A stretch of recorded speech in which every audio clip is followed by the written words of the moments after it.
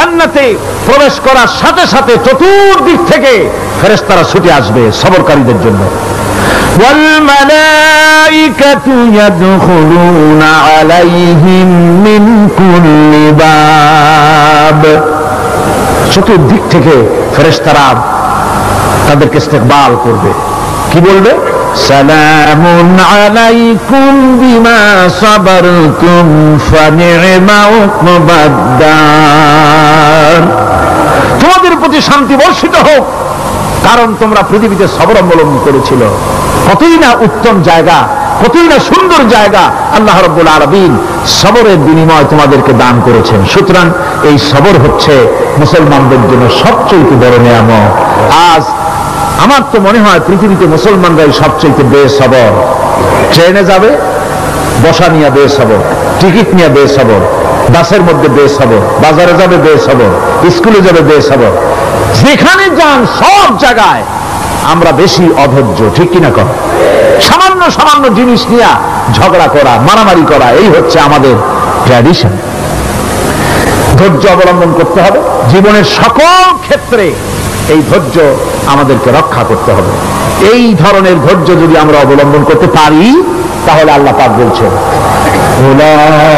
উলাইকাল্লাযীনা সাদাকু ওয়া উলাইকা হুমুল মুত্তাকুন, এরাই হলো ঈমানের দাবিতে সত্যবাদী। কোন আলহামদুলিল্লাহ। কারা কারা? না না, শুধু সবরকারী না, এই যে 10টা পয়েন্ট বলা হলো, কয়টা পয়েন্ট বলা হয়েছে? 10টি পয়েন্ট। সেই 10টি পয়েন্ট যারা পালন করবে এরা হলো ঈমানের দাবিতে সত্যবাদী, আর এরাই হচ্ছে প্রকৃতপক্ষের মুত্তাকি। আমরা মুত্তাকি বুঝি দাঁতে ছাতা, দাড়ি দাড়ি আশ্রয় না, জাব্বা জুব্বা গায়ে দিয়ে কোনো জায়গায় পড়ে থাকে, এটা বড় মুত্তাকি, খুব পরহেজগার। সালাত সত্তর যদি পড়ে তাহলে তো আরো বড় পরহেজগার।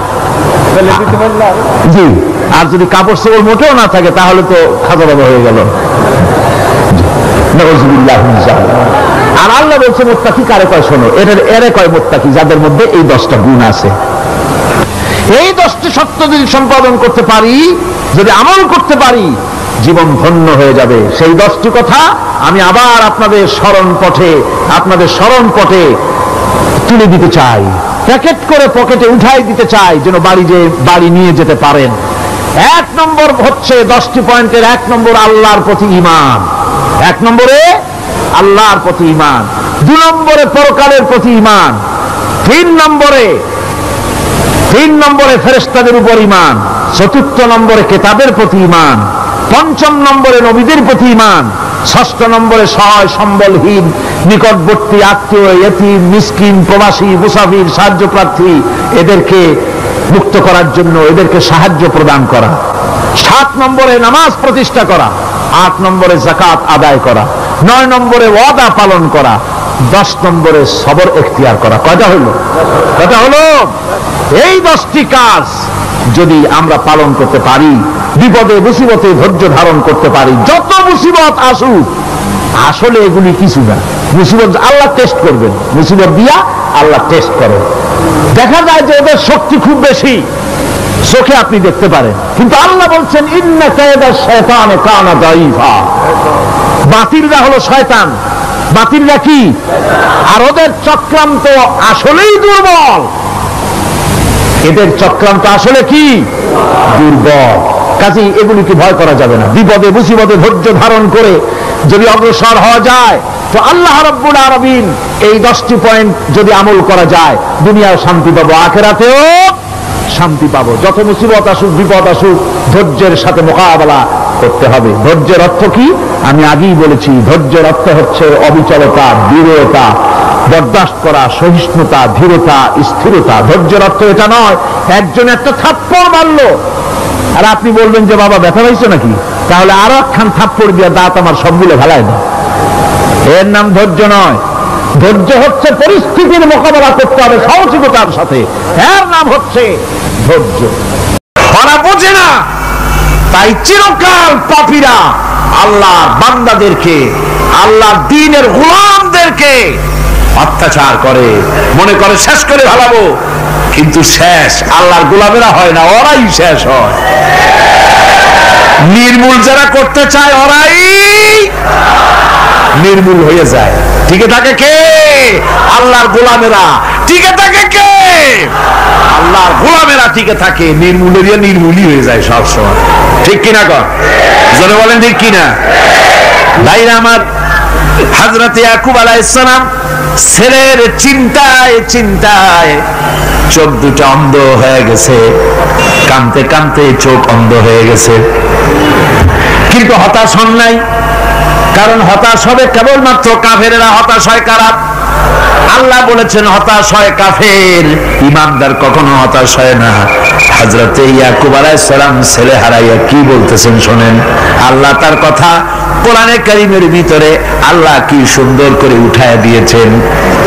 হযরত ইয়াকুব পড়তেছেন, ফাসাবরুন জামিলুন আসাল্লাহু আইয়াতিয়ানি বিহিম জামিআন ইন্নাহু হুয়াল আলিমুল হাকীম। ফাসাবরুন জামিল, ধৈর্য ধারণ করাই এখন আমার জন্য উত্তম। আমি এখন ধৈর্য ধারণ করব। হয়তো শীঘ্রই আল্লাহ আমার যাদের হারাইছি তাদের সকলকে আল্লাহ আমার কাছে ফিরিয়ে দিবেন। তিনি সুবিজ্ঞ, তিনি প্রচন্ড ক্ষমতার মালিক। আশায় বুক বেঁধে থাকলেন তিনি। আর ইউসুফ আলাইহিস সালাম আজকে প্রেসিডেন্ট। তিনি মিশরের কি তিনি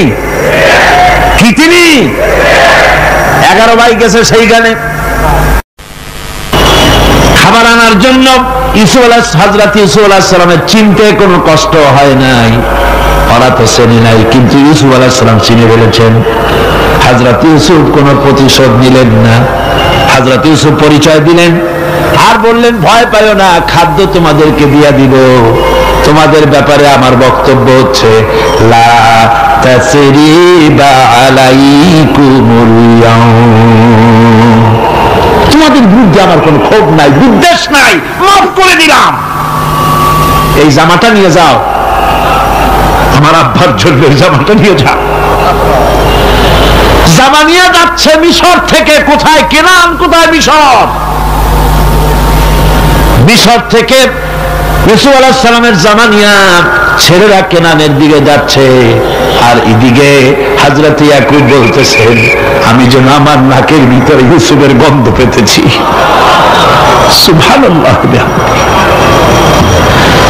জামা চলে এলো, চোখের উপরে তিনি রাখলেন, আল্লাহ চোখ ভালো করে দিলেন। সুবহানাল্লাহ। ভাইরা আমার, এই জন্য যারা আল্লাহর উপরে ভরসা করে, আল্লাহর ঈমান যাদের মধ্যে এসে যায়, ঈমান বিল্লাহর বড় উপকার হলো সে হতাশ হয় না। যত বড় বিপদ হোক হতাশ হয় না। দেখেন ইউসুফ আলাইহিস সালামকে কেমন করে জুলাইখা ঘেরাও করে ফেলে দিয়েছে।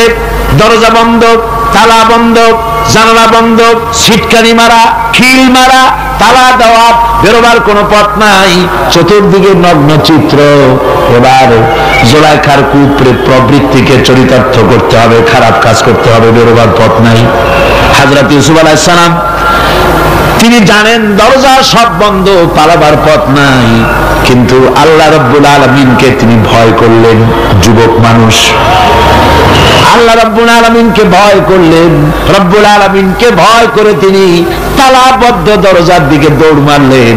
রব্বুল আলামিন আপন কুদরতে সবগুলি দরজা খুলে দিলেন। ওয়া মান ইয়াত্তাকিল্লাহা ইয়াজআল লাহু মাখরাজা, যে ব্যক্তি আমারে ভয় করে, আমার পথে চলতে চায়, আমি রাস্তা খুলে দেই।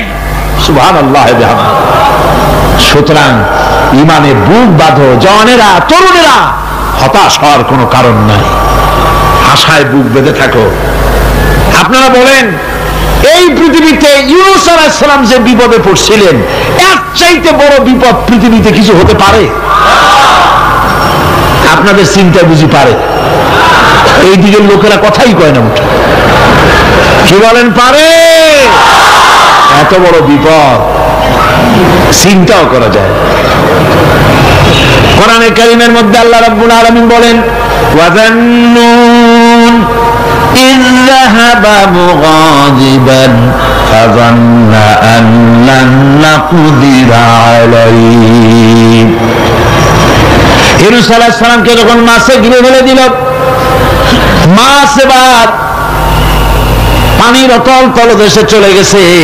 মাছের পেটের ভিতরে দরজা নাই, জানালা নাই, ছিদ্র নাই, পালাবার কোনো পথ নাই। আছে আছে।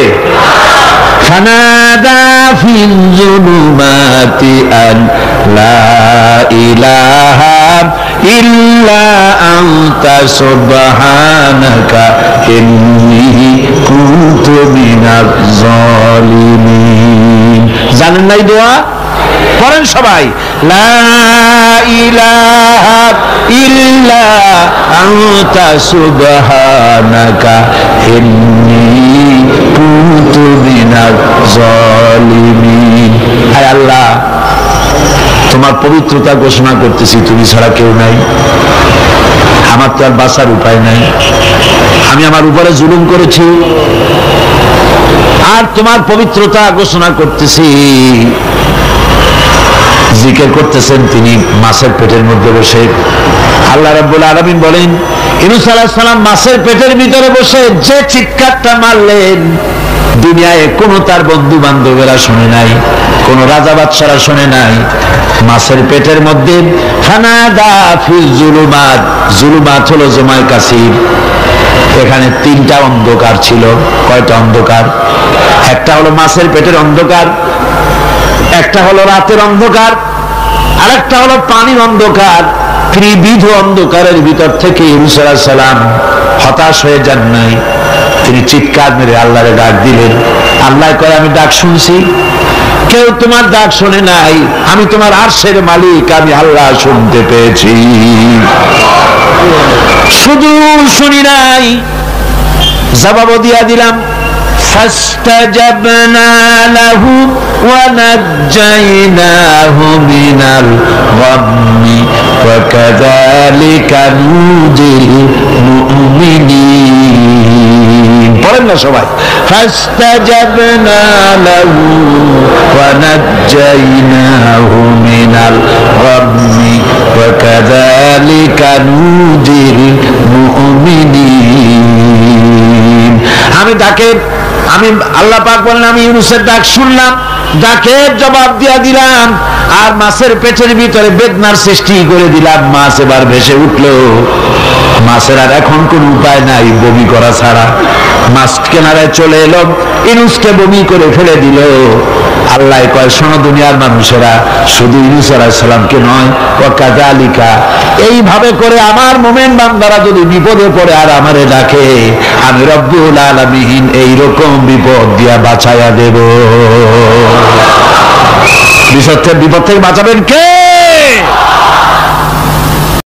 ঈমান আনার পরে সে জানতে পেরেছে আল্লাহ রাব্বুল আলামিনের কর্তৃত্ব থেকে বেরিয়ে আসার ক্ষমতা কারো নাই। অহংকার করে যাব কোথায়? আস্ফালন করে যাব কোথায়? আল্লাহর রাজত্বের বাইরে, আল্লাহর ক্ষমতার বাইরে যাওয়ার ক্ষমতা তো কারোই নাই। সুতরাং অহংকার তার মধ্যে জায়গা পাবে না। আল্লাহ পাক দুনিয়ার সমস্ত মানুষের জিনকে পরিষ্কার করে বলেছেন, ইয়া মাশারাল জিন্নি ওয়াল ইনস ইন ইসতাতাতুম আন তানফুযু মিন আকতারিস সামাওয়াতি ওয়াল আরদ ফানফুযু লা তানফুযুনা ইল্লা বিসুলতান। হে পৃথিবীর মানুষেরা আর জেনেরা, যদি সম্ভব হয় আমার আকাশের নিচের থেকে জমিনের উপর থেকে বেরিয়ে যা, বেরিয়ে যেতে পারবে না। আমি আকাশ এবং জমিন থেকে যদি সম্ভব করতে পারো বেরিয়ে যা। আর যদি কোনো আকাশ থাকে তার নিচে যা, আর যদি কোনো জমিন থাকে তার উপরে যাও। এমন দেশ যদি পাও যেখানে আমার আলো ছাড়া কোনো আলো আছে, আমার বাতাস ছাড়া কোনো বাতাস আছে, আমার চাঁদ সূর্য ছাড়া কোনো চাঁদ সূর্য আছে, যাও সেখানে। আল্লাহ রাব্বুল আলামিন বলেন নাই এরকম যাওয়ার কোনো উপায় নাই। আমি আল্লাহ রাব্বুল আলামিন আকাশ আর জমিন দিয়ে প্যাকেট করে রেখেছি, আটকাই রেখেছি। আমার রাজত্ব থেকে, আমার ক্ষমতা থেকে, আমার কর্তৃত্ব থেকে বেরিয়ে যাওয়ার ক্ষমতা কোনো মানুষের নাই, কোনো জেনের নাই, কোনো প্রাণীর নাই। সুবহানাল্লাহ। মানুষ হচ্ছে অহংকার কিসের হবে? তোমরা হচ্ছ ফকির। আল্লাহ পাক বলছেন, ওয়াল্লাহুল গানিয়্যু ওয়া আনতুমুল ফুকারা। আল্লাহ হচ্ছেন গনি। আল্লাহ কি? গনি, বেনিয়াস, বেপরোয়া। ফাআলুল লিমা ইউরিদ, যা খুশি তাই করে, কার মুখাপেক্ষী তিনি নন। কোরআনে কারীমে রব্বুল আলামিন বলেছেন, নবী আপনি আমার ব্যাপারে, আমার গুণাবলীর ব্যাপারে বলুন। কুল হুয়াল্লাহু আহাদ, পড়েন সবাই, কুল হুয়াল্লাহু আহাদ আল্লাহুস সামাদ লাম ইয়ালিদ ওয়া লাম ইউলাদ ওয়া লাম ইয়াকুল লাহু কুফুয়ান আহাদ। আল্লাহ পাক বলেন, বান্দারে ও আমার নবী আপনি বলুন, আল্লাহ পাক এক এবং একক, তিনি নিরঙ্কুশ, তিনি বেনিয়াস, তিনি কারো মুখাপেক্ষী নন, তিনি কাউকে জন্ম দেন নাই, তাকেও কেউ জন্ম দেয়নি। আকাশ এবং জমিনে আল্লাহর সমকক্ষ কেউ নাই। তোমরা হচ্ছ ফকির আর আমি আল্লাহ হচ্ছে বেনিয়াস। লিল্লাহি মা ফিস সামাওয়াতি ওয়া মা ফিল আরদ, আকাশে যা আছে জমিনে যা আছে সব আল্লাহ, সব কার? আল্লাহ পাকের। সুতরাং কিসের অহংকার, কিসের মাতবাড়ি? মানুষ পেছনের কথা ভুলে যায়, মোটেই চিন্তা করে না। একটু আগে যারা ক্ষমতায় ছিল আজকে তারা ক্ষমতা হারা, আজকে যারা ক্ষমতায় এলো তারা আবার ক্ষমতা মসনদে বসে দুনিয়ার সব বিপদ আপদ ভুলে যায়। কি করে আরো বেশি লুটপাট করা যায়, আরো বেশি মানুষকে শোষণ করা যায়, মানুষ এই চিন্তাই করে। অহংকারে ক্ষমতার দর্পে ফেটে পড়ে, চিন্তা করে না পেছনের কথা। আল্লাহ রাব্বুল আলামিন বলেন, যারা নাকি মুমিন বান্দাদের বিনয় এবং বিনম্রতা তাদের মধ্যে সৃষ্টি হয়ে যাবে, তার কারণ হলো আল্লাহ পাক বলেছেন, ওয়ালা তামশি ফিল আরদি মারহান ইন্নাকা লান তাখরিকাল আরদা ওয়া লান তাবলুগাল জিবালা তুলা। ওয়ালা তামশি ফিল আরদি মারহান, আমার জমিনের উপরে অহংকার করে পা ফেলো না। তুমি কি পারবে অহংকার করে আমার জমিন থেকে ফাটাই দিতে? কি বলেন, পারা যাবে? অহংকার করে জমিনের উপরে লাথি মারেন জোরে, জমিন ফাটবে? ফাটবে না, আপনার পা ছিঁড়ে যাবে। আপনি কি পারবেন অহংকার করে পাহাড়ের উচ্চতা লাফ দিয়ে ছাড়াই দিতে পারবেন? তাও পারবেন না। সুতরাং আল্লাহ পাকের উপরে ঈমান আনলে পরে তাদের মাথা এভাবে নত হয়ে যায়, অহংকার তাদের মধ্যে জায়গা পায় না। অহংকার কিসের? কিসের অহংকার তোমার? মানুষ তার জন্মের কথা, কোরআনে কারীম বলে মানুষ কি তার জন্মের কথা স্মরণ করে না? তোমার তো এমন অবস্থা ছিল, দুনিয়ায় উল্লেখযোগ্য বিষয়বস্তু হিসাবে তুমি পরিগণিত ছিলে না। তুমি হচ্ছ, তোমার জন্মের উৎস কথা হচ্ছে এক ফোঁটা নাপাক পানি, এমন নাপাক পানি যা শরীর থেকে নির্গত হলে পরে গোসল করা ওয়াজিব হয়ে যায়। এমন এক ফোঁটা নাপাক পানি যারা জন্মের উৎস, তার আবার অহংকার কিসের? পৃথিবীতে অহংকার যারাই করলো আল্লাহ পাক তাদেরকে ভালো করে দেখাই দিলেন। নমরুদকে দেখাইছেন, ফেরাউনকে দেখাইছেন, যুগের ছোট ছোট নমরুদ ফেরাউন, যেখানে যেখানে খুদে খুদে ফেরাউন হয়েছে আল্লাহ সকলকেই দেখিয়ে দিয়েছেন, দেন নাই? দেখিয়ে দিয়েছেন। সুতরাং মাথা নিচু করে চলতে হবে, বিদ্যার বড়াই করা চলবে না। কত লেখাপড়া করেছো তুমি? এমএ পাস করেছো, তাতে কি হয়েছে? সবে মাত্র বর্ণবোধ পড়েছো, জ্ঞানের রাজ্যে পা ঢুকিয়েছো, এখনো কিছু শেখনি। টাইটেল পাস করেছো তো কি হয়েছে? কদ্দুর শিখেছো? নিউটনের মতো মানুষ মৃত্যুর সময় বললেন, কেন সমুদ্রের বেলাভূমিতে দাঁড়িয়ে সামান্য বালু কণা নিয়ে নাড়াচাড়া করলাম, অথই সমুদ্রের কিছুই দেখতে পারলাম না। শেখ সাদী রহমতুল্লাহ আলাইহি ইন্তেকালের সময় বলেছেন, মালুম শোধ কি হিচ মালুম না শোধ, সারা জীবন সাধনা করে বুঝিলাম ইহা যে কিছুই বুঝিলাম না। এগুলি হচ্ছে জ্ঞানীদের কথা। আর কোন রকম ইউনিভার্সিটির বারান্দা দিয়ে 3-4 দিন হাঁটছে, কয় যে সব বুঝি। কি বুঝছো? কয় দেয়ার ইজ নো গড, স্রষ্টা বলতে কেউ নেই। পাগল কি আর গাছে ধরে মিয়া? সুতরাং বিদ্যার বড়াই চলবে না, স্বাস্থ্যের বড়াই চলবে না, অর্থের বড়াই চলবে না। অর্থের বড়াই করবে, কত অর্থ তোমার হয়েছে? আল্লাহ যদি ইচ্ছে করেন ব্রেনের মধ্যে, মগজের মধ্যে এমন টিউমার করে দিবেন, মগজের মধ্যে এমন ক্যান্সার করে দেবেন, হার্টের ভিতরে এমন ক্যান্সার লাগাই দিবেন, 14 গোষ্ঠী বিক্রি করলে ঔষধের পয়সা হবে না। পারবে কিনা আল্লাহ কন? জোরে বলবেন পারবেন কিনা? এমন বহুত অসুখ আছে ডাক্তাররা বোঝেই না ঔষধ দেবে কি।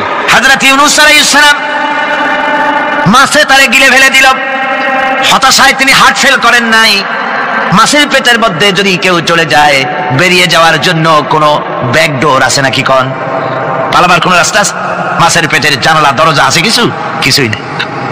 তিনি হতাশ হলেন না, মাছের পেটের ভেতরে বসে হযরত ইউনূস আলাইহিস সালাম বুক ভরা আশা নিয়ে আল্লাহর দরবারে তিনি ঘোষণা করলেন, লা ইলাহা ইল্লা আনতা সুবহানাকা ইন্নী কুনতু মিনাজ জালিমিন। পড়েন না সবাই, লা ইলাহা ইল্লা আনতা সুবহানাকা ইন্নী কুনতু মিনাজ জালিমিন।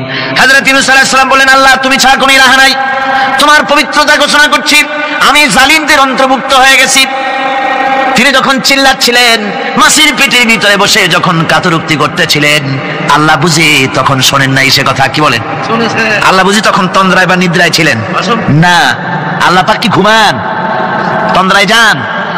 লা তাখুযুহু সিনাতুন ওয়ালা নাওম।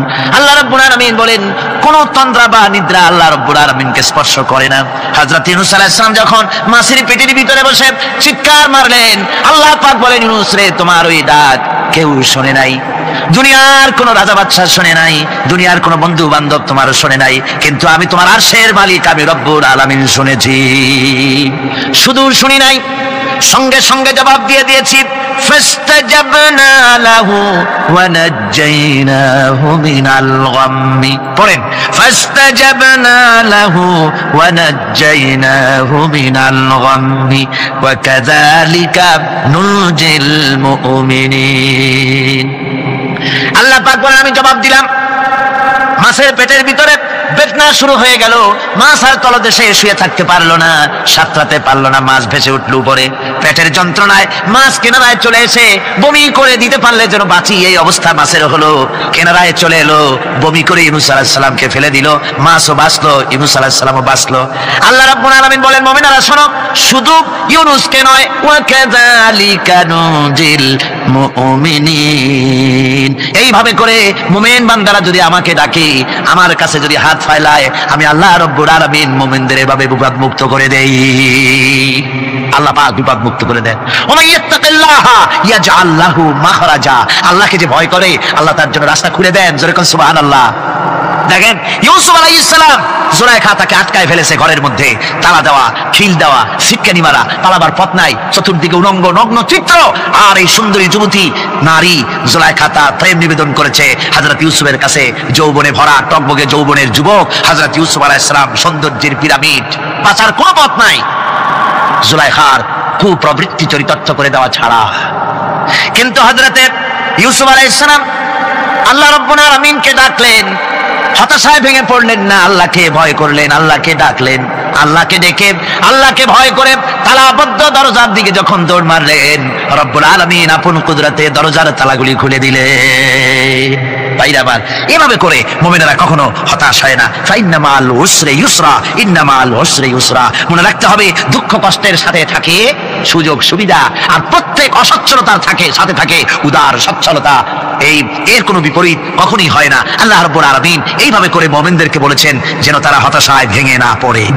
আল্লাহ পাক বলেন, বান্দা যখন আমাকে ডাকে, আমি বান্দার একদম নিকটে, তার ঘাড়ের চাইতেও নিকটে। ওয়া নাহানু আকরাবু ইলাইহি মিন হাবলিল ওয়ারিদ। আমি আমার বান্দার সব যে রগের উপরে তার মাথা, এর থেকেও আমি আমার বান্দার বেশি নিকটে। সুবহানাল্লাহ পড়েন। আমি তোমার কাছে, আমার কাছে মাপ চাও, যত বড় গুনাহ হোক। ওয়া ক্বালা রাব্বুকুম উদউনি আস্তাজিব লাকুম। তোমার প্রভু তোমাকে ডেকে বলেছে, আমাকে ডাকো, আমি মাফ করে দেবো। সুবহানাল্লাহ বিহামদিহি। অত বড় কথা, আমাকে ডাকো, নিরাশ হয়েও না, হতাশ হয়েও না। আল্লাহর গজব বেশি না রহমত বেশি? আল্লাহর রহমত বেশি। হাদিসে কুদসির ভিতরে এসেছে, আল্লাহ পাক বলেছেন, কোন বান্দা যদি আমার দিকে এক বিগত অগ্রসর হয়, আমার রহমত তার দিকে এক হাত এগিয়ে যায়। কোন বান্দা যদি আমার দিকে হেঁটে আসে, আমার রহমত তার দিকে দৌড়ে যায়। বান্দা যখন আল্লাহর দরবারে দুয়া তোচ করে চোখের পানি ফেলে দেয়, মুসলিম শরীফের হাদিসের ভিতরে এসেছে, গভীর রাতের তৃতীয় অংশে আল্লাহ রাব্বুল আলামিন প্রথম আকাশে আসেন আর ডেকে বলেন, পৃথিবীতে আছো নাকি কেউ গুনাহ করে জীবন বরবাদ করে দিয়েছো, আমার কাছে মাপ চাও। ঋণগ্রস্ত আছো, অসুস্থ আছো, অপমানিত আছো, কে আছো মাজলুম, আমাকে ডাকো, আমার কাছে বলো, আমি ডাকের সাড়া দেব, জীবনের আশা পূরণ করে দেব। ওই সময় যেই সমস্ত লোকেরা কান্দে তাহাজ্জুদের নামাজ পড়ে, আল্লাহ জিজ্ঞেস করেন ফেরেশতারা, অমুক অমুক দেশ অমুক অমুক বান্দারা কান্দে কেন? ফেরেশতারা বলে, রব্বুল আলামিন তুমি তো ভালো করে জানো। আল্লাহ বলেন, জানি, তবুও তোমাদের মুখে শুনতে চাই। তারা বলে, রব্বুল আলামিন তোমার এই বান্দা গুনাহ করেছি, গুনার জন্য মাপ চায়। জাহান্নাম থেকে বাঁচতে চায়, আল্লাহ পাক বলেন ফেরেশতারা আমার এই বান্দারা আমারে দেখেছে নাকি, বলে দেখে নাই। বলে আমার দোজখ দেখেছে নাকি, বলে না তাও দেখে নাই। আমার বেহেশত দেখেছে নাকি, বলে না তাও দেখে নাই। আল্লাহ পাক বলেন ফেরেশতারা সাক্ষী থাকো, ওরা আমাকে দেখে নাই, আমার বেহেশত দোজখ কিছুই দেখে নাই, শুধুমাত্র আমার নবীর কথা আমার কোরআনের কথা বিশ্বাস করে আরামের ঘুমকে হারাম করে যেভাবে তারা কাঁদতেছে, সাক্ষী থেকে যাও ফেরেশতারা, আমার রহমতের দরিয়ায় জোশ মেরেছে, আমার ওই ক্রন্দনরত বান্দাগুলিকে আমি আল্লাহ মাফ করে দিলাম। সুতরাং মুমিন বান্দা যারা, আল্লাহর মুমিন বান্দা যারা, এই ঈমানের কোয়ালিটি এটাও হতাশায় নিরাশায় ভেঙে পড়বে না। গুনাহ তো মানুষই করে, গুনাহ হয়ে গেছে মাপ চাও। তোমার গুনাহ কদ্দূর? তোমার গুনাহ যদি হয় পাহাড় সমান, আল্লাহর রহমত আকাশ সমান। জাহান্নামের কঠিন শাস্তি থেকে বাঁচতে হলে আল্লাহর প্রতি ঈমান আনতে হবে। আর ঈমান আনলে যে কোয়ালিটিগুলি হওয়া উচিত সেগুলি আমি আপনাদের সামনে আলোচনা করছি। এরপর আরেকটি কোয়ালিটি হবে মুমিনের, তা হলো কঠোর কঠিন বিপদে অবিচল থাকবে, বিপদে ভেঙে পড়বে না। বিপদ আপদ শত্রুতা ক্ষয় ক্ষতি যা কিছু হয় সবই আল্লাহর পক্ষ থেকে, এটা মেনে নিতে হবে এবং ধৈর্য ধারণ করতে হবে। বিপদ মুসিবত শুধু উম্মতের জন্য নয়, দুনিয়ার সমস্ত নবীদের বিপদ এসেছে, হয় না? নবীদের বিপদ আসে নাই? কোরআনে কারীম থেকে শুনুন, আল্লাহ রাব্বুল আলামিন বলেন ওয়াকাযালিকা জাআলনা লিকুল্লি নাবিয়্যিন আদুওয়াম মিনাল মুজরিমিন। আল্লাহ পাক বলেন এমনি করে আমি সকল নবীদের শত্রু বানিয়ে দিয়েছি সব পাপিষ্ঠ আর অপরাধ প্রবণ লোকদেরকে। প্রত্যেক যুগে নবীদের শত্রু ছিল, প্রত্যেক যুগে নবীদের কি ছিল? শত্রু ছিল। সে শত্রু কারা ছিল? আল্লাহ পাক বলছেন নবীদের শত্রু ছিল পাপিষ্ঠ আর অপরাধ প্রবণ লোক, এরাই ছিল নবীদের দুশমন। রাসূলগণের অবস্থা যদি এই হয় তাহলে তার উম্মত, ওই দিনের ধারক বাহক যারা, তাদের বুঝি বিপদ আপদ হবে না নাকি? হবে কিনা? তো ইসলামের বিরোধিতা যারা করে, কোরআনের পরিভাষায় বলা হয়েছে ইসলামের দুশমন, নবীদের দুশমন। দুনিয়ার সব পাপিষ্ঠ আর অপরাধ প্রবণ লোকেরাই ইসলামের দুশমন হয়, নবীদের দুশমন হয়। আজও দেখেন, আজও তাকিয়ে দেখেন ইসলামী আন্দোলনের বিরোধিতা যারা করে তারা পাপিষ্ঠ চরিত্রের কিনা, তাকায় দেখেন, খুঁজে দেখেন, সর্বত্র খুঁজে দেখুন, খুঁজে দেখুন। যারা ইসলামী আন্দোলনের বিরোধিতা করে, যারা ইসলামকে মিটিয়ে দেওয়ার চেষ্টা করতেছে, যারা ইসলামকে মৌলবাদ বলে, ইসলামকে সাম্প্রদায়িক বলে, কোরআনে কারীমের কথা কত স্পষ্ট যে নবীদের দুশমন হয়, ইসলামের দুশমন হয় মুজরিম লোকেরা, অপরাধ প্রবণ পাপিষ্ঠ লোকেরা।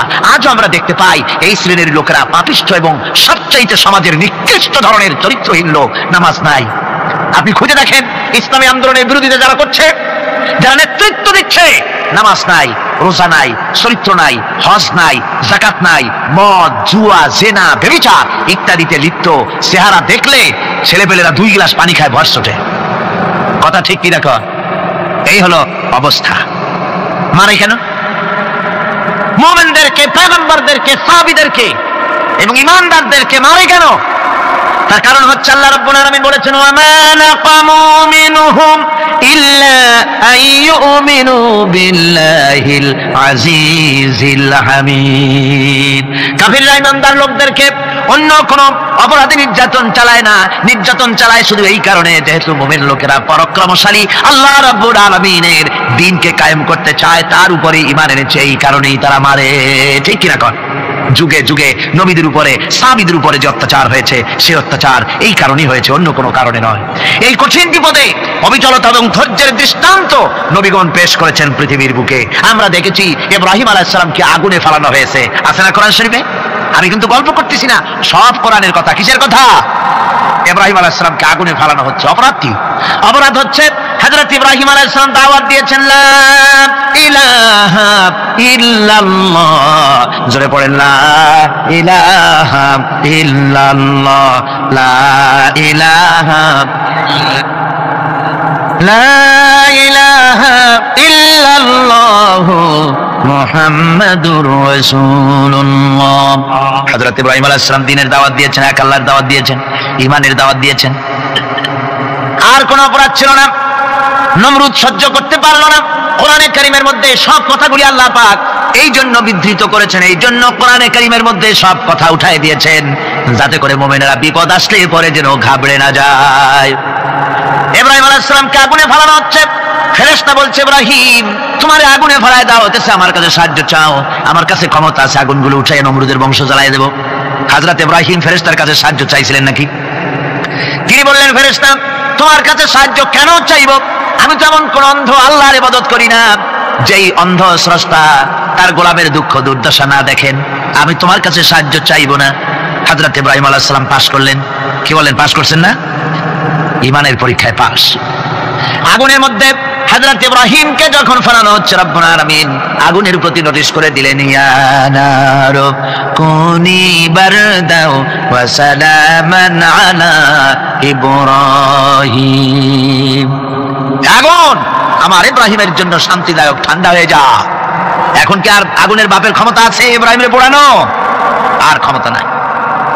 আমার বন্ধুগণ, ইব্রাহিম আগুনের ভিতরে আরামে বসে আছেন, আর ওদিকে নমরুদ বসে বসে দেখতেছে দূর থেকে ইব্রাহিম তো জ্বলে না, গায়ের মধ্যে আগুন জ্বলে গেল। ডাক দিয়া কয়, আগুন তোর হলো কি? কেন জ্বালাইতে পারিস না আমার দুশমন রে? হলোটা কি তোর? তোর কি জ্বালানোর শক্তি বন্ধ হয়ে গেল নাকি?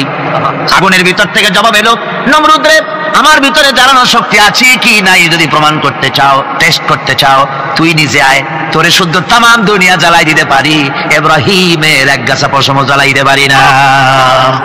তার কারণ হচ্ছে আমি হচ্ছি মাখলুক, আল্লাহ হচ্ছেন খালিক। আল্লাহ আমাকে বলেছেন না জ্বালাতে, তুমি 1000 বার বললেও আমি ইব্রাহিমকে জ্বালাইতে পারবো না। কোরআনে কারিমে ঘটনা বলে মুমিনদেরকে সাহস দেওয়া হচ্ছে, মুমিনেরা দ্বীনের কাজ করতে গিয়ে বিপদ আবাজ আসবে, ঈমানের দাবি হলো বিপদ আসবে, আর বিপদ আসলে ঘাবড়ায় যেও না, মুসিবতে পড়ে চিন্তায় পেরেশানে হয়রান হয়ে যেও না। বিশ্বকবি আল্লামা ইকবাল কি সুন্দর করে বলেছেন, আজ ভি হোক জু ইব্রাহিম কা হিমা पैदा आग कर सकती है एक अंदाज गुलिस्तां पैदा। ইব্রাহিমের ঈমান যদি আজিও কোথাও হয় বিদ্যমান, করতে পারেন অগ্নিকুণ্ডে খুবসুরত এক গুলিস্তান। আজও যদি আগুনের ভিতরে কোন নমরুদ কোন ইব্রাহিমকে যদি ফেলে দেয়, আল্লাহ রাব্বুল আলামিন আজও আগুনকে ফুলের বাগান বানায়া দিবেন। সুবহানাল্লাহ। ভয় পাওয়ার কারণ নাই, চিন্তা করার কোনো কারণ নাই। আমার বন্ধুগণ, হযরতে হুদ আলাইহিস সালামকে যখন সমাজের লোকেরা, রাষ্ট্রের লোকেরা ঘিরে ফেলে দিল, সমাজ শক্তি, রাষ্ট্র শক্তি যখন তাকে ঘিরে ফেলে দিল, ষড়যন্ত্রের পাহাড় তুলে দিল, তারে মেরে ফেলে দিবে, হযরত হুদ দেশ থেকে তার পালায় গেলেন না, ভয় পেলেন না। হযরতে হুদ আলাইহিস সালাম বললেন, কোরআনে কারিমে হযরত হুদের কথা কোট করা হলো, ফাকিদুনি জামিআন সুম্মা লা তুনজিরুন। সম্মিলিতভাবে ষড়যন্ত্র করো আমার বিরুদ্ধে, সবাই মিলে ষড়যন্ত্র করো, সুম্মা লা তুনজিরুন, আর আমাকে এতটুকু অবকাশ তোমরা দিও না। ইন্নী তাওয়াক্কালতু আলাল্লাহি রাব্বি ওয়া রাব্বিকুম, আমি ভরসা করেছি সেই আল্লাহর উপরে যার কুদরতি হাতের ভেতরে, যিনি আমাদের রব তোমাদেরও রব, আর যার কুদরতি হাতের ভিতরে তামাম পৃথিবীর জানগুলি যার হাতে, সে আল্লাহর উপরে ভরসা করেছি। ষড়যন্ত্র যদ্দূর আছে করতে থাকো, আমি ষড়যন্ত্র পরোয়া করি না। সুবহানাল্লাহ বলেন। এটাই হলো মুমিনের কোয়ালিটি। শুধু ঈমান, লা ইলাহা ইল্লাল্লাহ মুহাম্মাদুর রাসূলুল্লাহ, গরুর গোশত খাই, আর রবিউল মাস আসলে পরে ইয়া নবী সালাম আলাইকা, ইয়া রাসূল সালাম আলাইকা, তারপরে গরম গরম জিলাপি আর রসগোল্লা খাইলাম খুব বেশি করিয়া, এর নাম মুমিন নয়। মুমিন হচ্ছে তার চলায় ফেরায়, ওঠায় বসায় সাহসিক, তার এক আন্দাজ তৈরি হবে সে। আমার ভাইরা, বিপদে অবিচলতা আমাদেরকে পয়গম্বরেরা শিক্ষা দান করেছেন। আমরা দেখতে পেয়েছি বিশ্বনবী জনাবে মুহাম্মদুর রাসূলুল্লাহ সাল্লাল্লাহু আলাইহি ওয়াসাল্লাম হিজরতের রাত, কাফেররা চতুর্দিকে দাঁড়ানো, হযরত জিবরাইল এসে বলেন, ইয়া রাসূলুল্লাহ, হে কাফেররা চতুর্দিকে ঘিরে দাঁড়িয়েছে, গভীর রাত, এখন হাতে তাদের তরবারি, সকাল হলে পরেই তারা আপনাকে মেরে ফেলে দিবে, তাড়াতাড়ি ওঠেন, মদিনার দিকে চলে যান। আল্লাহ নবী ঘুমের থেকে জেগে হযরত আলীকে ডেকে বলেন, আলী, আল্লাহ অর্ডার করেছেন আমি মদিনায় চললাম, আমার বিছানার পরে আমার চাদর গায়ে দিয়ে শুয়ে থাকো। হযরত আলী বলেন, আল্লাহর হাবিব, আপনার চাদর গায়ে দিয়ে ঘুমিয়ে থাকবো, সকালবেলায় কাফির বেঈমানেরা আপনার বিছানার পরে আপনার চাদর গায়ে দেওয়া অবস্থায় আমি আলীকে তারা মুহাম্মদ মনে করবে, আর আমি আলীকে নবী মনে করে তারা তাদের তরবারি দিয়া কেটে কেটে টুকরা টুকরা করে আমারে বিদায় করে দেবে দুনিয়া থেকে।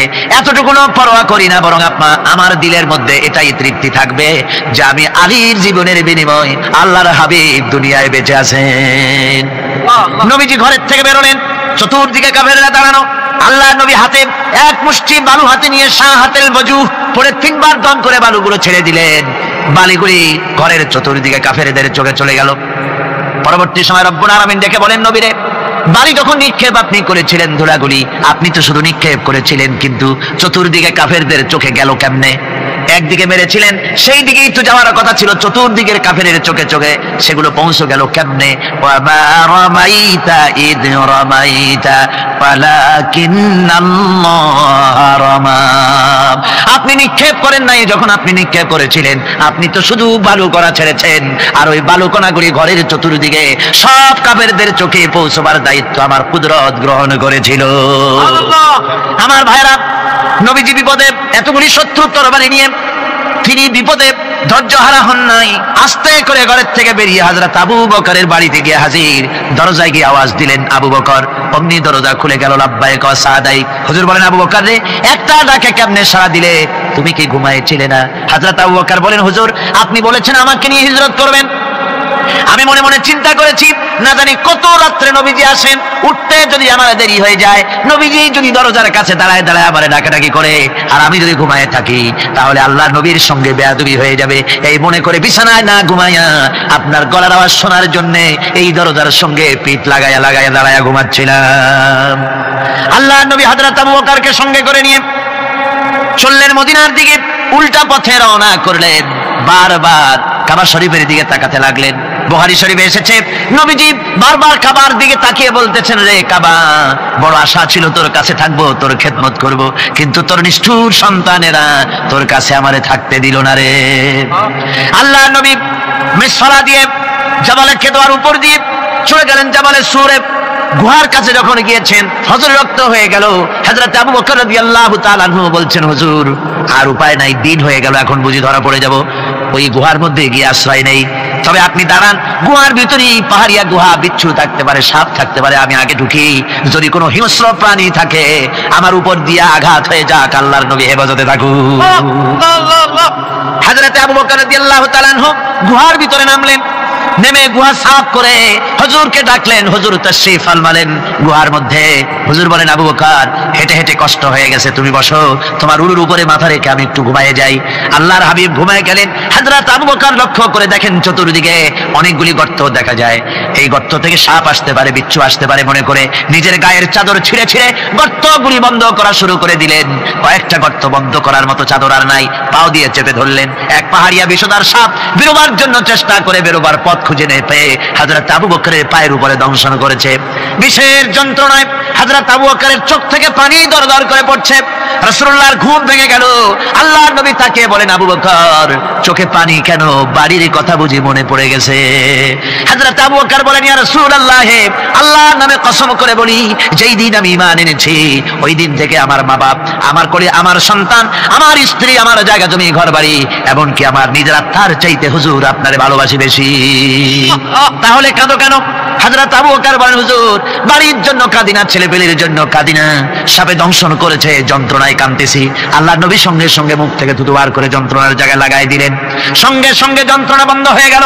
হুজুর বললেন, আবু বকর প্রথম যখন তোমার এই আঘাত করেছিল সাপে, আমাকে কেন তাড়াতাড়ি বলো নাই? এতক্ষণ তো তোমার কষ্ট হতো না। হযরত আবু বকর বলেন, ইয়া রাসূলুল্লাহ, ওটা তো সাপে কাটার যন্ত্রণা, ওই যন্ত্রণায় আমার রক্ত জ্বলতেছে, যন্ত্রণায় যন্ত্রণায় আমার কলেজাটা যদি ফেটেও যেত, আল্লাহর হাবিব আরাম ফরমাচ্ছিলেন, আমি তাকে আরামে বিঘ্ন ঘটাতে পারতাম না। আমার ভাইয়েরা, হযরত আবু বকর হযরত রাসূল দুজন বসে আছেন। এমনি সময় কাফির বেঈমানেরা খুঁজতে খুঁজতে জায়গা মতো এসে গেছে। একজনে বলে ভিতরে আছে, আর একজনে বলে নাই। পায়ের যদি থাকবে তাহলে মাকড়সায় জাল বুনালো কি করে, পাখি ডিম পেড়ে বসে আছে কি করে, তাদের সন্দেহ হতে লাগলো। এর মধ্যে না একজন বলে আছে আর একজন বলে নাই। হযরত আবু বকর ভয়ের চোটে কেঁদে ফেলেছেন, হুজুর আর উপায় নাই। এই যে অবস্থা, এই অবস্থার ভেতরেও আল্লাহ নবী এতটুকু ঘাবড়ে যান নাই। শত্রুরা তরবারি নিয়ে এসেছে, সুযোগ পেলেই একটু তাকালেই দেখতে পাবে, তুলে মেরে ফেলে দেবে। আল্লাহর হাবিব মোটেই ধৈর্য হারালেন না, এতটুকুন হতাশ হলেন না। আল্লাহ পাকের হাবিব তার সাথীকে কি বললেন? তখন কোরআনে কারীম সূরা তাওবার মধ্যে আল্লাহ তা উদ্ধৃত করেছেন মুমিনদের জন্য, ইযহুমা ফিল গার ইয ইয়াকুলু লিসাহিবিহি লা তাহজান ইন্নাল্লাহা মা'ানা। ও আমার সাথী, ও বন্ধু, ভয় করো না, চিন্তা করো না, আমরা মাইনরিটি নই, আমরাই মেজরিটি। তার কারণ আল্লাহ আমাদের সাথে আছেন। সুবহানাল্লাহ, আল্লাহ আমাদের সাথে আছে। বন্ধুগণ, কোরআনে কারীমে রব্বুল আলামিন বলেন, فأنزل الله سكينته عليه وأيده بجنود لم تروها। আল্লাহ পাক তার মনের মধ্যে গভীর প্রশান্তি এবং স্বস্তি দান করলেন, আর এমন সৈন্য দিয়ে সাহায্য করলেন যে সৈন্যদেরকে তোমরা দেখতে পাও না। এভাবে করে রব্বুল আলামিন মুমিনদের বিপদে আপদে মুসিবতে সব সময় আল্লাহ পাক মুসলমানদেরকে সাহায্য করেছেন। জোরে বলেন সুবহানাল্লাহ। মুমিনদের সাহায্যকারী আল্লাহ। তাই ইসলামী আন্দোলনের সাথে যারা আছে, যারা কর্মী, যারা নেতা, যারা মুমিন, যারা ঈমানদার, মেঘের মতো প্রচন্ড কালো মেঘ হয়ে চতুর্দিক থেকে অন্ধকারের মতো সে এসেছে বিপদ, কোন বিপদ না। আল্লাহ পাক সাহায্যকারী। কে সাহায্যকারী? জোরে বলেন সাহায্যকারী কে? আল্লাহ সুবহানাহু ওয়া তাআলা, তিনি সাহায্যকারী, ভয় নাই। আল্লাহ পাকের উপর ঈমান আনলে পরে কলিজার ভিতরে দুর্জয় সাহসের সৃষ্টি হয়ে যায়, কোনো ভয় অন্তঃকরণে তার থাকে না। আল্লাহ পাক সাহায্য করেন। আর আল্লাহর উপরে ঈমান আনলে পরে রব্বুল আলামিন বলেছেন, ইয়া আইয়ুহাল্লাযীনা আমানু হাল আদুল্লুকুম আলা তিজারাতিন তুনজিকুম মিন আযাবিন আলীম। এমন একটা ব্যবসার কথা কি বলবো না যে ব্যবসায় তোমাদেরকে জাহান্নামের আযাব থেকে বাঁচাই দেবে। তার প্রথম কাজই হলো আল্লাহর প্রতি ঈমান আনা। ঈমান আনলে পরে এই সমস্ত গুণ তৈরি হয়ে যায়। আর ঈমানে সবচাইতে উপকৃত হয় সমাজের লোকেরা, রাষ্ট্রের লোকেরা, পরিবারের লোকেরা, দেশের মানুষ উপকৃত হয় মুমিনদের দিয়ে ঈমানের কারণে। তার কারণ হলো একজন মুমিন, একজন ব্যক্তি যখন ঈমানদার হয়, মুমিন হয়ে যায়, আল্লাহর প্রতি যখন প্রগাঢ় বিশ্বাস তার এসে যায়, তখন সেই ব্যক্তি নৈতিকতার মান তার বেড়ে যায়। জোরে বলেন সুবহানাল্লাহ। নৈতিক চরিত্রের উপরে সে প্রতিষ্ঠিত হয়, সে মিথ্যা বলতে সাহস পায় না। মুমিন ব্যক্তি মিথ্যা বলতে সাহস পায় না। কেন পায় না? মিথ্যা বলতে সাহস পায় না, ঠকাতে সাহস পায় না, ওজনে কম দিতে সাহস পায় না, শয়তানি বদমাশি করতে সাহস পায় না। তার কারণ হলো আল্লাহ পাক বলে দিয়েছেন, মুমিন কোরআনের ভিতরে পড়েছে, ইয ইয়াতালাক্কাল মুতালাক্কিয়ানি আনিল ইয়ামিনি ওয়া আনিশ শিমালি কাঈদ।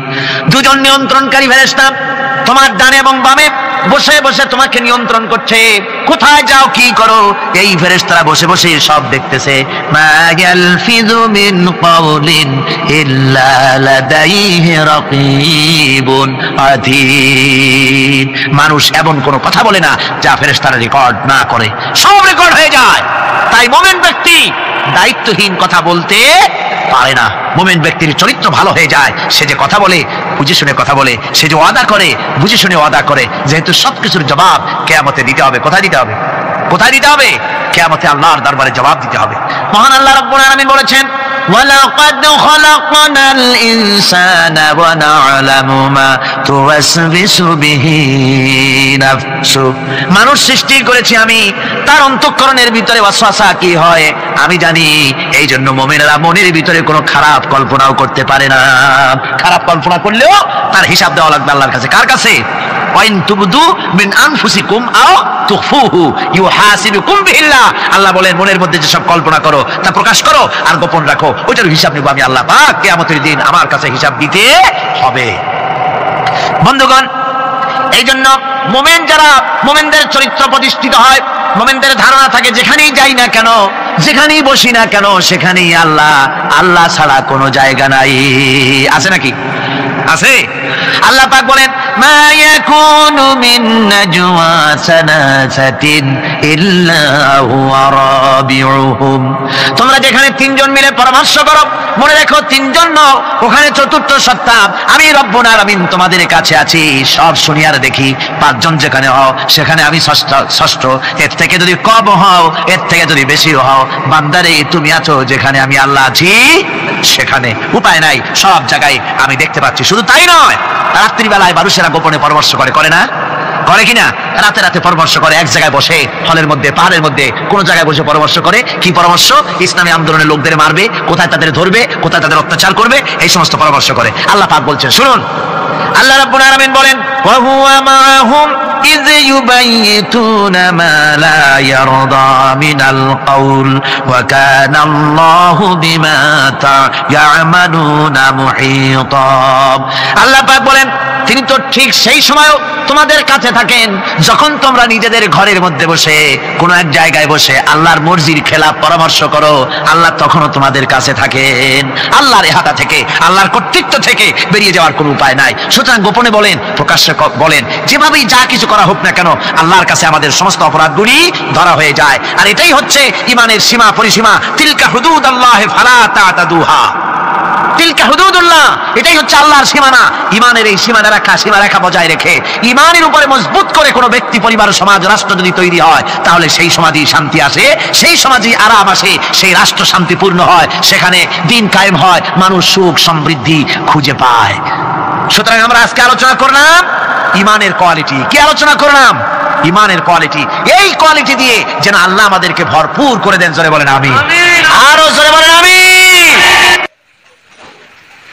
এই চোখ দিয়ে গুনাহ কামাই করা যাবে, আবার এই চোখ দিয়ে সওয়াব কামাই করা যাবে। যদি কোনো সন্তান তার মা বাবার দিকে ভক্তির নজরে, মহব্বতের নজরে যদি তাকায়, নবীজি বলেছেন একটা কবুল নফল হজের সওয়াব আমলনামায় লেখা যাবে। সাহাবীরা প্রশ্ন করেছেন, যদি কেউ 100 বার তাকায় তো কি হবে? নবীজি বলেছেন, আল্লাহ রাব্বুল আলামিনের নিয়ামতের ভান্ডার, অফুরন্ত নিয়ামতের, সেখানে কোনো অভাব নাই। যদি কোনো বান্দা যদি তার মা বাবার দিকে দৈনিক 100 বার তাকায়, তো ওই বান্দার আমলনামায় 100 কবুল নফল হজের সওয়াব লেখা যাবে। তাহলে দেখা গেল চোখের চাহনি আপনার ইবাদত, আপনার ঘুম ইবাদত, আপনার চাকরি ইবাদত, আপনার ব্যবসা বাণিজ্য ইবাদত।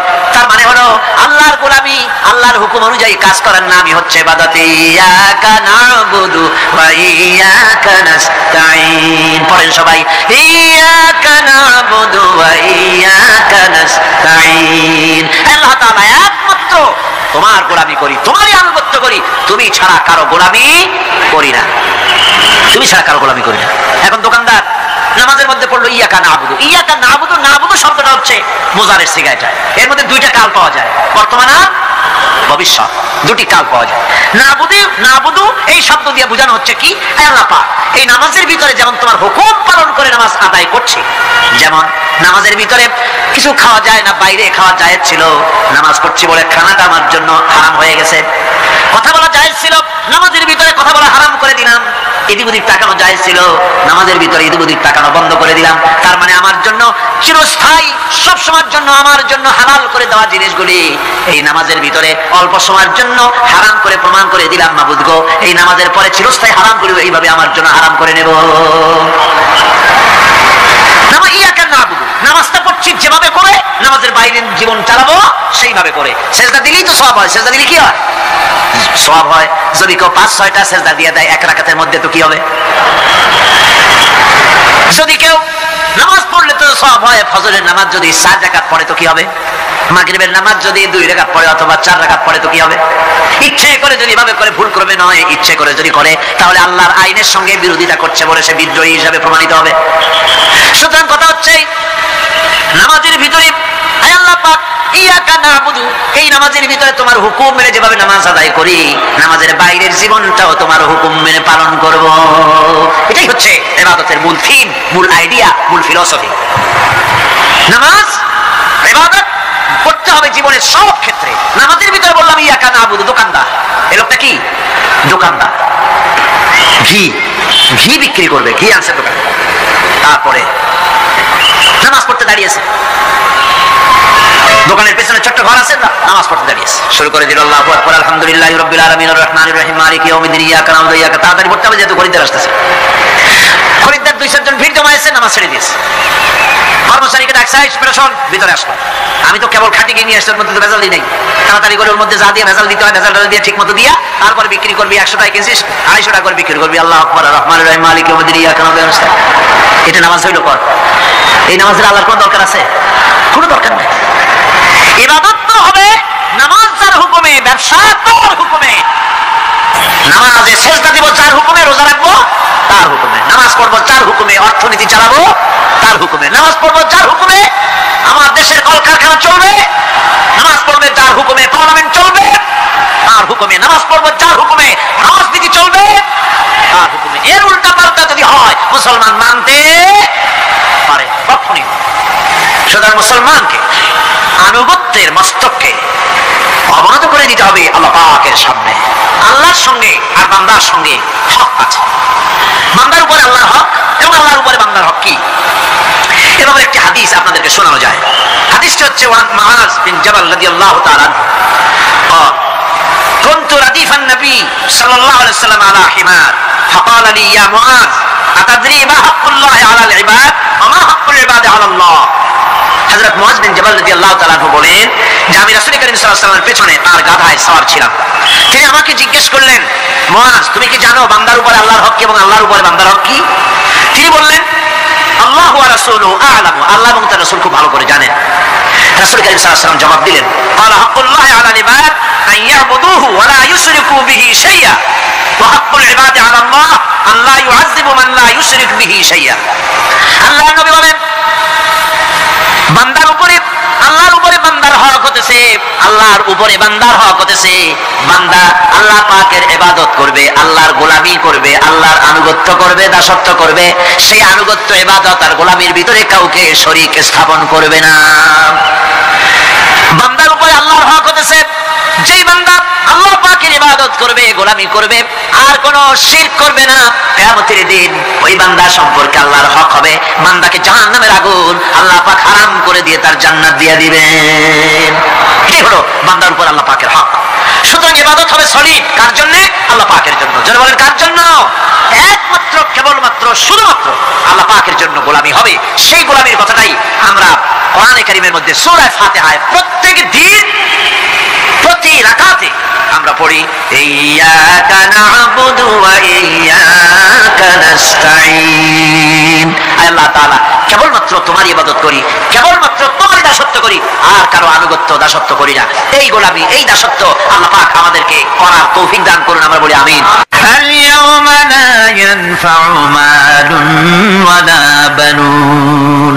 কিয়ামতের দিন ধন সন্তান সন্ততি আর সম্পদ কোনো কাজে লাগবে না। সেদিন শুধু আমল যদি ভালো হয় কাজে লাগবে, আমল খারাপ হবে সব শেষ হয়ে যাবে। আল্লাহ রাব্বুল আলামিন নবীজিকে ডেকে বলেছেন, নবী আপনি বলেন, কুল মা কুনতু বিদআম মিনার রাসূল, আপনি বলুন আমি কোন নতুন রাসূল নই, আমার আগে অনেক নবী রাসূল পৃথিবীতে এসেছেন, তারা বিদায় হয়ে গেছেন। আমি জানি না কিয়ামতের দিন আল্লাহ রাব্বুল আলামিন আমার সাথে কি ব্যবহার করবেন, আর আমি এও জানি না যে কিয়ামতের দিন আল্লাহ পাক তোমাদের সাথে কি ব্যবহার করবেন। এই আয়াত নাযিল হওয়ার পর আল্লাহর হাবিব তার মেয়েকে ডাকলেন, জামাইকে ডাকলেন, নাতিদেরকে ডাকলেন, আহলে বাইতদেরকে ডাকলেন, আর বললেন, ও আমার মেয়ে কলিজার টুকরা ফাতেমা গো শোনো, কেবলমাত্র আয়াত নাজিল হয়ে গেল, আল্লাহ পাক আমাকে শোনাইছেন কিয়ামতের দিন আমি জানি না আমার সঙ্গে কি ব্যবহার করা হবে, আর এও জানি না যে তোমাদের সাথে কি ব্যবহার করা হবে। ও আমার কলিজার টুকরা মেয়ে ফাতেমা, কিয়ামতের দিন মুহাম্মদ সাল্লাল্লাহু আলাইহি ওয়াসাল্লামের মেয়ে এই হিসাবে তোমার নাজাতের ফয়সালা হবে না। ও আমার কলিজার টুকরা নাতি হাসান আর হোসেন, কিয়ামতের দিন মুহাম্মদ সাল্লাল্লাহু আলাইহি ওয়াসাল্লামের নাতি হিসাবে ফয়সালা হবে না। ও আমার জামাই হযরতে আলী, কিয়ামতের দিন আমার জামাই হিসাবে নাজাতের ফয়সালা হবে না। আমল যদি ভালো হয় ফয়সালা ভালো হবে, জান্নাতে চলে যাবে। আমল যদি খারাপ হয় কার নাতি কার জামাই দেখা হবে না। সুবহানাল্লাহ, কঠিন কিয়ামতের মাঠ। এই পরকালের বিশ্বাস যদি কলিজার মধ্যে ঢোকে মানুষ ভালো হয়ে যাবে। কোন সুবহানাল্লাহ। আপনাদের দৃষ্টিতে পারবে, কথার জবাব যে দিলেন না। পুলিশে কি মানুষের চরিত্র ভালো বানাইতে পারবে? পুলিশের চরিত্র ভালো বানাবে কেটা? সেটাই তো কথা। মানুষের চরিত্র যাতে ভালো থাকে, মানুষের যেন খারাপ কাম না করে সেজন্য পুলিশ যাতে খারাপ কাম না করে সেজন্য আরো একটা ডিপার্টমেন্ট আছে না, তারা যাতে খারাপ কাজ না করে সেজন্য আর একটা আছে। এন্টি করাপশনের আবার এন্টি করাপশন আছে, তার উপর আবার এন্টি করাপশন আছে। এন্টিটার অভাব নাই। সুতরাং পুলিশ দিয়া, বিডিআর দিয়া, আর্মি দিয়া মানুষের, দেশের, জাতির চরিত্র ভালো বানানো যায় না। রাসূলুল্লাহ এ দিয়ে বানান না, এটা ইসলামের নিয়ম নয়। পুলিশ দিয়া, আর্মি দিয়া দেশের মানুষের চরিত্র ভালো বানানো যায় না। চরিত্র ভালো বানানো যায় কেবলমাত্র পরকালের ভয় দিয়া। কি কিসের ভয় দিয়া? ওই যে মক্কার জীবনে ওই সমস্ত মানুষগুলি যারা চুরি করতো, ডাকাতি করতো, জিনা করতো, বদমাশি করতো, যারা শয়তানি করতো, যারা মানুষকে খুন করতো, এই মানুষগুলি এত ভালো হয়ে গেল, যারা চুরি ছেড়ে দিল, ডাকাতি ছেড়ে দিল, জিনা ব্যভিচার ছেড়ে দিল, এত ভালো হয়ে গেল, পৃথিবীর মধ্যে সেরা মানুষ তারা হয়ে গেলেন। জোরে বলেন সুবহানাল্লাহ। নবীর সাহাবীরা পৃথিবীর শ্রেষ্ঠ সন্তান, নবীর সাহাবীরা পৃথিবীর সেরা মানুষ, তাদের চাইতে সেরা মানুষ নবীদের পরে আর কেউ হতে পারে না। জোরে কোন সুবহানাল্লাহ। নবীর পরে পৃথিবীতে শ্রেষ্ঠ মানুষ কারা? সাহাবায়ে কেরাম রিদওয়ানুল্লাহি তাআলা আলাইহিম আজমাইন। ওনারা তো কুফরের মধ্যে ছিলেন, শিরকের মধ্যে ছিলেন, চুরি, ডাকাতি, জিনা, ব্যভিচার এমন কোনো পাপ নাই যা করা হয়নি। তারপরে যখন আল্লাহর নবীর কাছ থেকে তাওহীদ, রিসালাত ও আখিরাতের দাওয়াত পেলেন, কি সোনার মানুষ এক একজন হয়ে গেলেন, সুবহানাল্লাহ। যারা ছিলেন নারীর সতীত্বের জম, তারা হয়ে গেলেন নারীর সতীত্বের পাহারাদার। যারা মানুষের মাল চুরি করতো, ডাকাতি করতো, তারা রাতভর মানুষের মালের পাহারা দিল, মানুষের রক্তের পাহারা দিল, সুবহানাল্লাহ বিহামদি, রক্ত সম্পদের পাহারা দিল। রাসূল বললেন খায়রুল কুরুনি কারনি, সর্বশ্রেষ্ঠ যুগ তো আমার যুগ। বন্ধুগণ, এরপরে একটা জীবন আসবে ওই কিয়ামতের ময়দানে। এই পরকালের বিশ্বাসটা গুরুত্বপূর্ণ ব্যাপার, আমাদের সব কিছুর হিসাব দেওয়া লাগবে। আল্লাহ পাক বলেন ইন্নাস সামআ ওয়াল বাসারা ওয়াল ফুআদা কুল্লু উলাইকা আনহু মাসউলা। নিঃসন্দেহে মানুষের শ্রবণ শক্তি, দর্শন শক্তি এবং তার অন্তঃকরণের কল্পনা সম্পর্কে আল্লাহ রাব্বুল আলামিনের কাছে জিজ্ঞাসিত হতে হবে। কান দিয়া কি করেছিলা, চোখ দিয়া কি করেছিলা, মুখ দিয়া কি করেছিলে, হাত দিয়ে কি করেছিলে, সবকিছুর জবাব আল্লাহ রাব্বুল আলামিনের কাছে দিতে হবে, সবটার জবাব দিতে হবে, কোনো কিছু বাদ যাবে না। এমনকি মনের ভিতরে যে কল্পনা আমরা করি, এই কল্পনার হিসাব আল্লাহর দরবারে দিতে হবে। কোরআনে কারীম বলছেন ওয়া ইন তুবদু মা ফি আনফুসিকুম আও তুখফুহু ইউহাসিবকুম বিহিল্লাহ। মনের ভিতরে তুমি যেটা কল্পনা করো সেটা প্রকাশ করো, অথবা তুমি গোপন রাখো, যাই তুমি করো না কেন আল্লাহ রাব্বুল আলামিন এর হিসাবও তোমার কাছে নেবেন। ফায়াগফিরু লিমান ইয়াশা ওয়া ইউআযযিবু মান ইয়াশা ওয়াল্লাহু আলা কুল্লি শাইইন কাদির। মহান আল্লাহ পাক বলেন, করার পর তোমার মনের ভিতরে কি কল্পনা করেছিলে ওইটার হিসাব আমি নেব। হিসাব নেওয়ার পর যারে খুশি ক্ষমা করে দেব, যাকে খুশি শাস্তি প্রদান করব। সবকিছুর উপরে আল্লাহ রাব্বুল আলামিন শক্তিমান, সব তিনি করতে পারেন, সমস্ত কুদরত রয়েছে তার। সুতরাং মানুষদেরকে, আল্লাহর বান্দাদেরকে বিশ্বাস করতে হবে যে আমার কোনো কথা বাদ যাবে না, কথাগুলি রেকর্ড হচ্ছে, কথা রেকর্ড হচ্ছে। আমি যে ওয়াজ করতেছি এই কথাগুলি রেকর্ড হচ্ছে নাকি হচ্ছে না? অনেক টেপ রেকর্ডার রেকর্ড হচ্ছে, অডিও ভিডিও হচ্ছে। আজ থেকে 50 বছর পর যদি এই রেকর্ড বাজানো হয়, আমাকে যদি বলা হয় যে আপনি অমুক জায়গায় অমুক কথা বলেছেন, আমি যদি বলি না আমি কথা বলি নাই, তারপরে যদি রেকর্ড বাজানো হয়, তাহলে আমি কথা যে বলি নাই যদি বলি, তাহলে এটা ধরা পড়বে না? সেখানে ধরা পড়বে না? তাহলে এই মানুষের কথা প্লাস্টিকের ফিতায় রেকর্ড করে 50 বছর, 100 বছর, 200 বছর, 500 বছর যদি প্লাস্টিকের ফিতায় এটাকে চলচ্চিত্র করে অথবা টেপ রেকর্ডারে করে যদি ধরে রাখা যায়, এই বুদ্ধিটা কে দিলেন কত দেখি? সবাই কন্যা এই বুদ্ধিটা দিলেন কে? যে আল্লাহ রাব্বুল আলামিন মানুষের মাথায় বুদ্ধি দিলেন, যার দ্বারা সে মানুষের কথাবার্তা অ্যাক্টিভিটি সব ধরে রাখতে পারে। সে আল্লাহ রাব্বুল আলামিন বুঝি আপনার আমার কথা এবং আপনার আমার অ্যাক্টিভিটিসকে তিনি বুঝি ধরে রাখতে পারবেন না কিয়ামত পর্যন্ত? পারবেন কি না? সেজন্য রাব্বুল আলামিন বলেন মা ইয়ালফিযু মিন কাওলিন ইল্লা লাদাইহি রাকীবুন আতীদ। সমস্ত কথা রেকর্ড হচ্ছে, সুবহানাল্লাহ কোন জোরে, সমস্ত কথা রেকর্ড হচ্ছে, একটা কথা বাদ যাবে না। মুখ আছে বলেই কথা বলবে তা না, হিসাব করে কথা বলতে হবে। গীবত গাওয়া যাবে না, মিথ্যা কথা বলা যাবে না, মিথ্যা ওয়াদা করা যাবে না। মিথ্যা ওয়াদার তো মৌসুম এসে গেছে, কি কোন বোঝেন কথা? হ্যাঁ, মিথ্যা ওয়াদার মৌসুম এসে গেছে। এখন মৌসুমে বাহার মিথ্যা বলার। কত সুন্দর সুন্দর ওয়াদা, সোনা দিয়ে রাস্তা বানায় দেবো। অভুক্ত মানুষদের বলা হয় না খেয়ে মরবেন না, কিন্তু কি খেয়ে মরবে তাও কয় না। আমরা যদি যাইতে পারি তাহলে মটকির মতো রসগোল্লা বানাই দেব, গরুর গাড়ির চাকার মতো জিলাপি বানাই দেব, খাইতে গিয়ে হা করে শীত হয়ে থাকবে। কত রঙিন রঙিন কথা, মিথ্যা ওয়াদার সময় এসেছে। ভাইরা আমার, পরকাল যদি বিশ্বাস করে সেই ব্যক্তি কিছুতেই মুখ আছে বলেই যা খুশি বলবে না, পরনিন্দা করবে না, পরচর্চা করবে না, হাত আছে বলেই যা তা লিখবে না। ঘটনা হইল একটা, লিখলো আর একটা। কলম একটা আছে বলেই যা খুশি তা লেখা যায় না, মুখ আছে বলেই যা খুশি তা বলা যায় না, চোখ আছে বলেই যা খুশি তা দেখা যায় না। গরু খাওয়া জায়েজ করা হয়েছে বলে গরুর লেজ থেকে মাথা পর্যন্ত পাইকারি ধরে সব খাওয়া যায় না। গরু খাওয়া হারাম না হালাল? হালাল। পাইকারি ধরে লেজ থেকে মাথা পর্যন্ত সব খাওয়া হালাল না, ওর মধ্যে আল্লাহ কিছু হারাম রেখে দিছে, সেগুলোকে বাইসে খাইতে হবে। আল্লাহ দেখতে চান পাইকারি ধরে জমের খাওয়া খাও না আমার হারাম গুলি বাদ দিয়ে খাও, নিষেধ করা গুলি বাদ দিয়ে খাও। মুখ আছে বলেই যা খুশি তা বলা যাবে না, কান আছে বলেই যা খুশি তা শোনা যাবে না, চোখ আছে বলেই যা খুশি তা দেখা যাবে না, হাত পা আছে বলেই যা খুশি তা করা যাবে না। সবটার পেছনে আল্লাহ রাব্বুল আলামিনকে ভয় করা লাগবে। মহান আল্লাহ রাব্বুল আলামিন বলে, বান্দারে তোমার সমস্ত কার্যাবলী এমনকি তোমার চাহনিটা পর্যন্ত কার দিকে কি নিয়তে তাকাইছো কেউ জানে না, আমি আল্লাহ রাব্বুল আলামিন জানি। ওয়া ইয়ালামু খায়িনাতাল আয়ুনি ওয়া মা তুখফিস সুদূর। তোমার অন্তঃকরণ কি জিনিস গোপন করে আর তোমার চক্ষু কি লুকোচুরি খেলে আমি টের পাই। সুবহানাল্লাহ ওয়া বিহামদি। চশমার ফাঁক দিয়া কি দেখো, কানে দেখো, কি নজরে দেখো, সানগ্লাস পরিয়া কেউ ঠিক পায় না, আমি ঠিক পাই। সুবহানাল্লাহ, জোরে কান সুবহানাল্লাহ।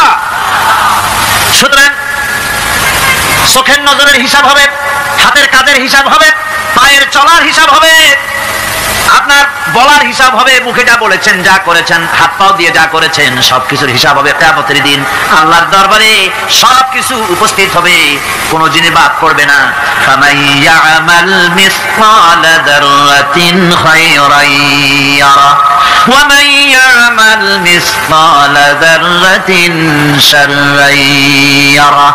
ছোট্ট একটা ভালো কাজ যদি করো তাও হাজির করা হবে, সামান্যতম ভালো কাজও তোমার বাদ পড়বে না। আর ক্ষুদ্রতম কোনো খারাপ কাজ করলে তাও উপস্থিত করা হবে, সব তোমার সামনে, কোনো জিনিস বাদ পড়বে না, সব দেখতে পাবে কিয়ামতের দিন। ভালো কাজটাও আর খারাপ কাজটাও আল্লাহর কাছে সেদিন আল্লাহ পাক মানুষের সামনে উপস্থিত করে দিবে। আল্লাহ পাক বলছেন, সেদিন এই জমিন তার ভিতরে যা লুকায়িত ছিল জমিন সব বের করে দেবে। কান্নাহুম জারাদুম মুনতাশির। টিড্ডি ফড়িংগুলি পোকাগুলি মাটি থেকে যেমন বেরোয়, এ মাটির ভিতরে যা আছে কিয়ামতের দিন সব মাটি বের করে দেবে।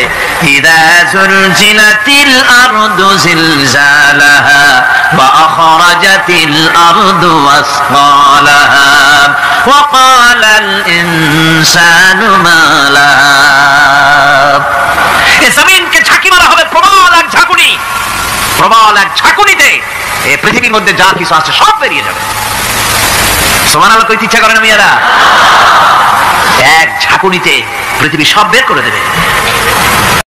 মাসালুল ফারিকাইনি কাল আ'মা ওয়াল আসাম্মি ওয়াল বাসীরি ওয়াস সামিম হাল ইয়াস্তাবিয়ানি মাসালান আফালা। কোরআন শরীফ বলছে হাল ইয়াস্তাবিয়ানি মাসালান আফালা তাযাক্কারুন। দুইটি শ্রেণীতে আল্লাহ পাক ভাগ করে দিয়েছেন। একটা শ্রেণী হচ্ছে অন্ধ, বোবা, বধির, আরেকটি যারা শুনতে পায়, চোখে দেখতে পায়। এ দুটি কখনো এক নয়, সমান নয়, এ দুটির রাস্তা আলাদা। কাফেরের রাস্তা আর ইমানদারদের রাস্তা সম্পূর্ণ ভিন্ন।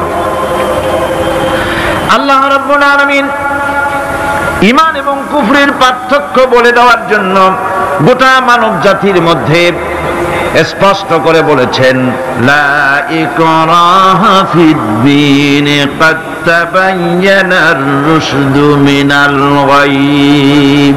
দ্বীনের ব্যাপারে জোর জবরদস্তি নেই।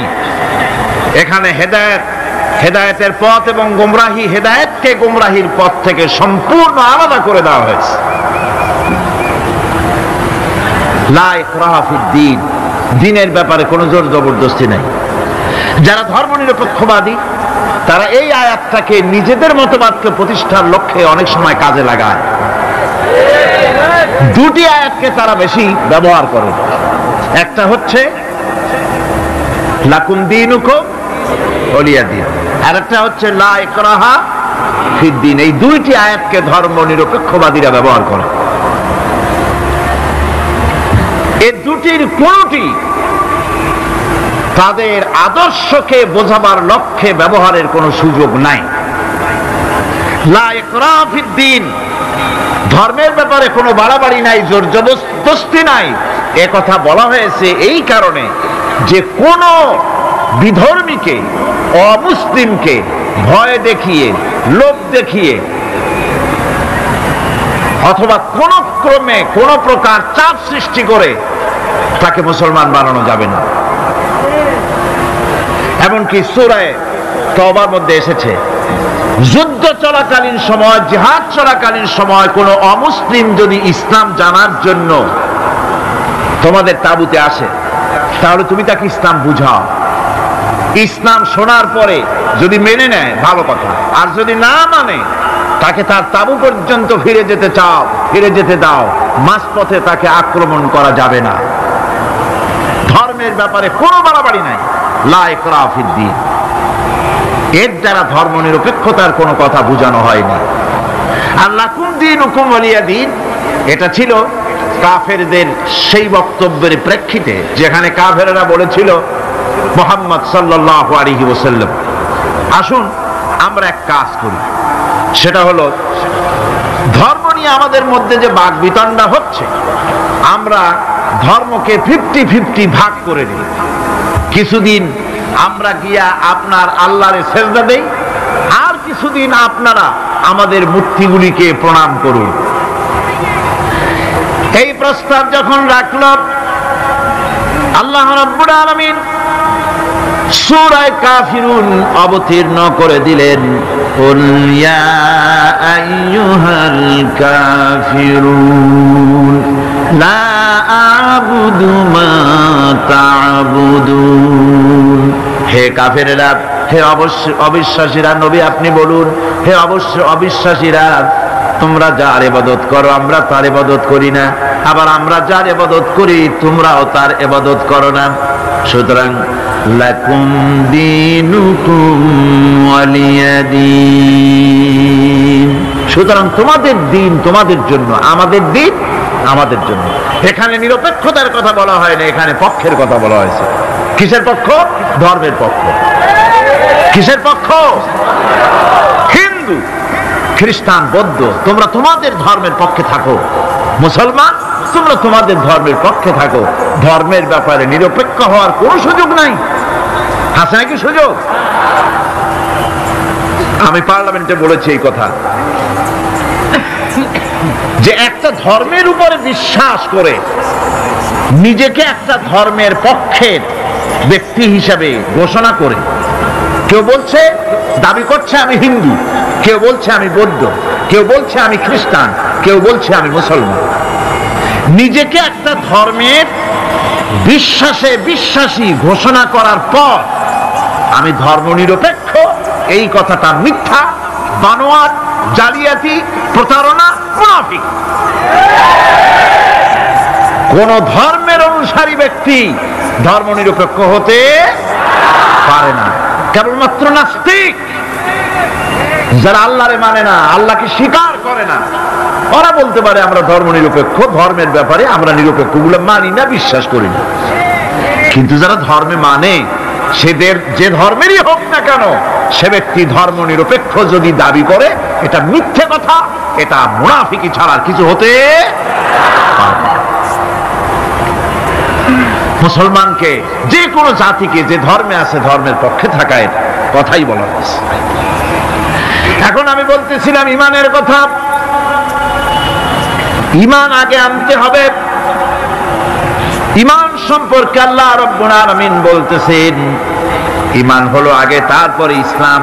আবার ঈমান আনার আগে আবার কুফরি একটা শব্দ আছে, সেটা হলো ফামান ইয়াকফুর বিত্তাগুতি ওয়া ইউমিন বিল্লাহি ফাকাদ ইসতামসাকা বিল উরওয়াতিল উসকা লা ইনফিসামা লাহা ওয়াল্লাহু সামিউন আলীম। যে ব্যক্তি তাগুতকে অস্বীকার করেছে, সর্বপ্রথম তাগুতকে অস্বীকার করতে হবে। আর এরপরে আল্লাহর উপরে যে ঈমান আনলো, ফাকাদ ইসতামসাকা বিল উরওয়াতিল উসকা, সে এমন এক শক্ত অবলম্বন ধারণ করলো যা তাকে কোনো কিছুই বিচ্ছিন্ন করবে না, ধ্বংস করে দেবে না। সুবহানাল্লাহ। এখন সত্যিকারের ইমানদারের পরিচয়টা কি?